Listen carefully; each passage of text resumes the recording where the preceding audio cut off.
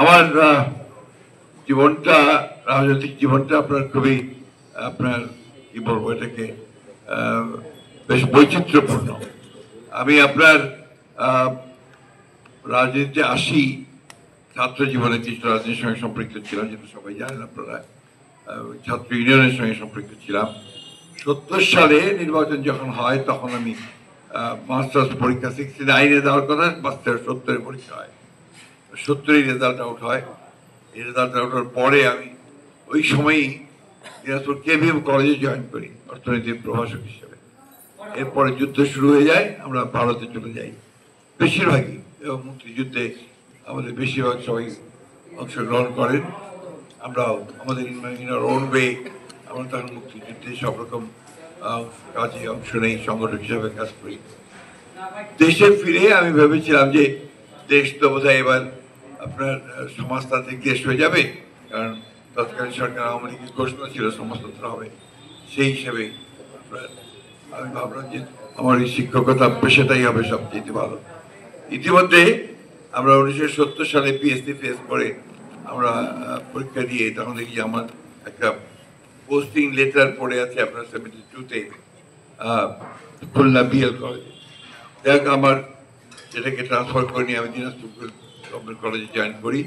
এটা 1972 সালের 18 জুন, এখনো মনে আছে আমার। তখন দিনাজপুর গভর্নমেন্ট কলেজে আমি প্রথম লেকচার হিসেবে জয়েন করি। তারপরে সেখান থেকে দিনাজপুর কলেজে ছিলাম, সেখানে দেখেছি। তবে ইউনেস্কো ন্যাশনাল কমিশনে জয়েন করি। সেখান থেকে আবার আপনার ইস্তেফারি সাহেব, আমাদের তখন ডেপুটি প্রাইম মিনিস্টার ছিলেন জিয়া রহমান সাহেবের সরকারের আমলে, তিনি আমাকে তার পিএস হিসেবে নিয়ে যান। তারপর থেকে আমি আপনার প্রায় 4 বছর,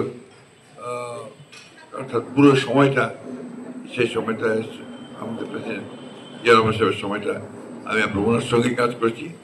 পরে ওখান থেকে আমি ঠাকুরগাঁও কলেজে চলে আসি।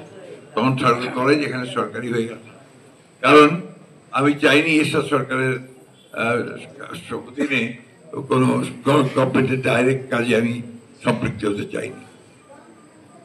ঠাকুরগাঁও কলেজে কিন্তু আমি অনেকদিন ছিলাম। আমার মনে আছে অনেকেই আমার ছাত্র ছিলেন।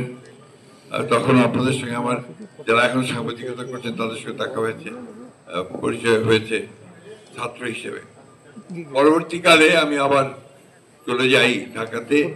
ঢাকাতে গিয়ে আপনার অডিটে জয়েন করি। সেখান থেকে আমি আপনার ঠাকুরগাঁও রাজনীতিতে সরাসরি আসি, এবং সেটা 1986 সালে সম্ভবত, আমার মনে থাকে না আজকাল, 86 কি 88 সালে, 86 সালে, হ্যাঁ 88 সালে আমি আপনার প্রথম ঠাকুরগাঁও পৌরসভার যে তখন বলা হতো চেয়ারম্যান, মেয়র বলা হতো না, 3 বছর টার্ম ছিল, আমি সেই নির্বাচনে অংশগ্রহণ করে নির্বাচনে আসি। এরপরে তখন ওখান থেকেই দেশনেত্রী বেগম খালেদা জিয়া, তখন আপনার বিএনপির চেয়ারপারসন, তিনি আমাকে বলেন জয়েন করতে। আমি 1991 জয়েন করে 1991 সালে নির্বাচনে অংশ নিই। তখন থেকে আমি ঠাকুরগাঁও পলিটিক্সের সঙ্গে সরাসরি জড়িত। এখানে নিশ্চয় করেছি, জিতেছি, হেরেছি, এভাবেই আমার গেছে ঠাকুরগাঁওর পুরো রাজনৈতিক জীবনটা থেকে। আমি মাঝখানে 2001 সালে আপনার মন্ত্রী ছিলাম প্রায় 5 বছরের জন্য।